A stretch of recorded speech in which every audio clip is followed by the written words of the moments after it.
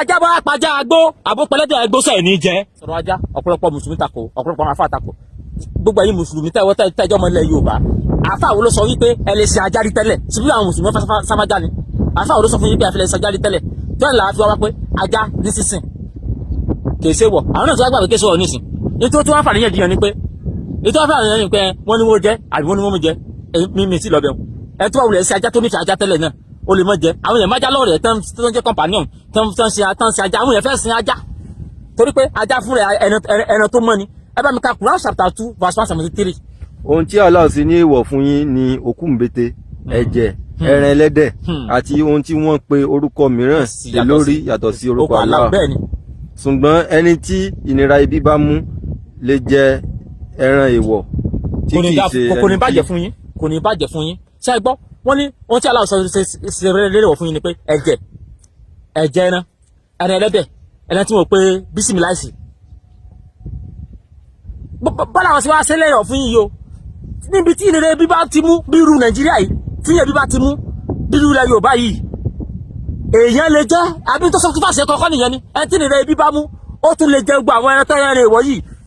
tí ìnira ebi bá mú ẹ bá mi ka Quran chapter 5 verse 3 a ṣe ní èèwọ̀ fún yín bẹ́ẹ̀ ni a ṣe ní èèwọ̀ fún yín ẹran òkú ńbete àti ẹ̀jẹ̀ ẹran ẹlẹ́dẹ̀ ẹni dáàmú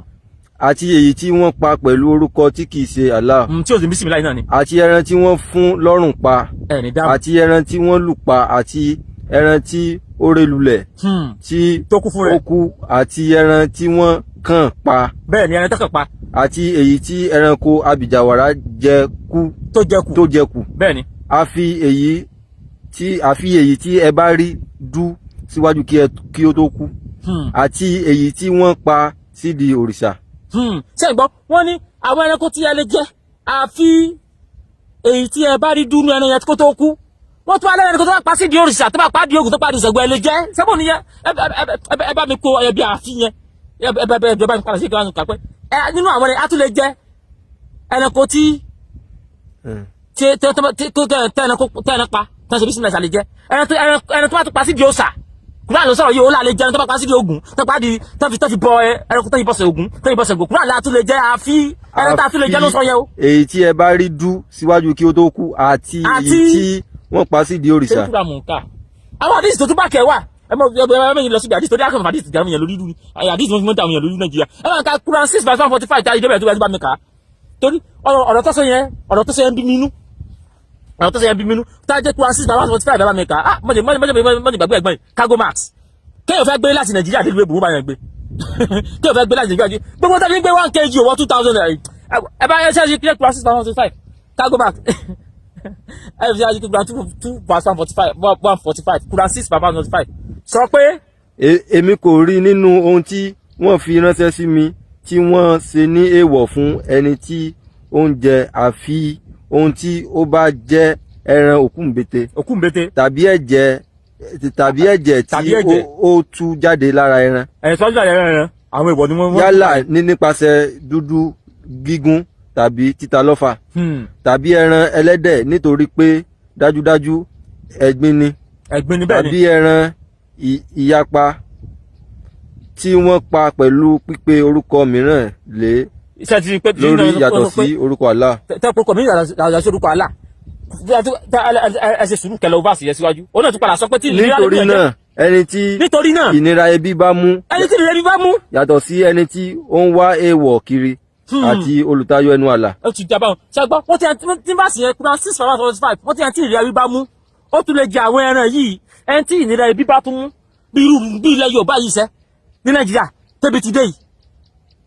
tẹ́ pé olówó díẹ̀ olóṣùpọ̀ ni ó tún lè di àwọn ẹran yìí ìyá ọlọ́run ṣàlàyé kan léèwọ̀ fún yàn ẹ bá ń ka Quran 16 verse 115. ohun tí Allah ṣe ní èèwọ̀ fún yín ni ẹran òkú ńbete ẹ̀jẹ̀ ẹran ẹlẹ́dẹ̀ àti èyí tí wọ́n pa pẹ̀lú orúkọ tó yàtọ̀ sí Allah ṣùgbọ́n ẹni tí ìnira ibi bá mú. ẹ tí èyí bá tún mú bí Nàìjíríà yìí tí kì í ṣe ẹni tí ó wá. ṣe é ti gbọ́ Quran 16 verse 115 ló sọ pé ìtàsí fún ẹyìn ké ẹni ẹlẹ́dẹ̀ ẹni ẹ̀jẹ̀ ẹran wọ́n wá náà tí ìrìn ẹbí bá tún ń ṣẹ́ tẹ́bí ń pa bí rúùlù táwa yìí ó tún lè jẹ́ kí wá láwọn kílẹ̀yìn mùsùlùmí dára yín láàmú fún.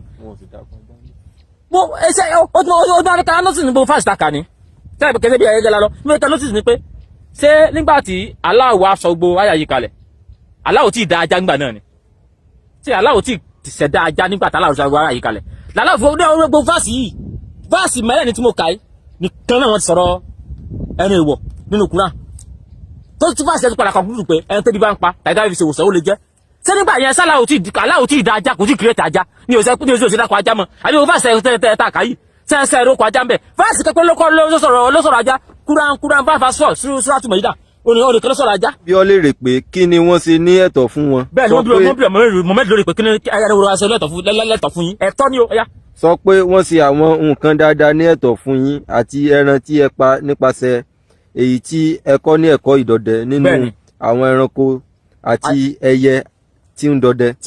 bẹ́ẹ̀ ni ẹ kọ́ àwọn ajá lẹ́kọ̀ọ́ ìdọdẹ. fásitì tó sọ̀rọ̀ Kùránì ẹ̀kọ́ fásitì tó sọ̀rọ̀ ajá ní Kùránì yẹn ẹ kọ́ àwọn ajá lẹ́kọ̀ọ́ ìdọdẹ. kí ẹ kọ́ wọn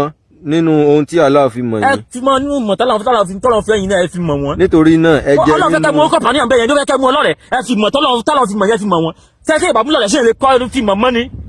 nítorí náà ẹ jẹ́ nínú ohun tí wọ́n bá pa fún yín. ẹ dúró ń bẹ̀ yẹn ẹ jẹ́ nínú tó bá pa fún yín tí ajá bá pajá agbó àbó pẹlẹ́dẹ̀ agbó sẹ̀ ní jẹ́ ajá alé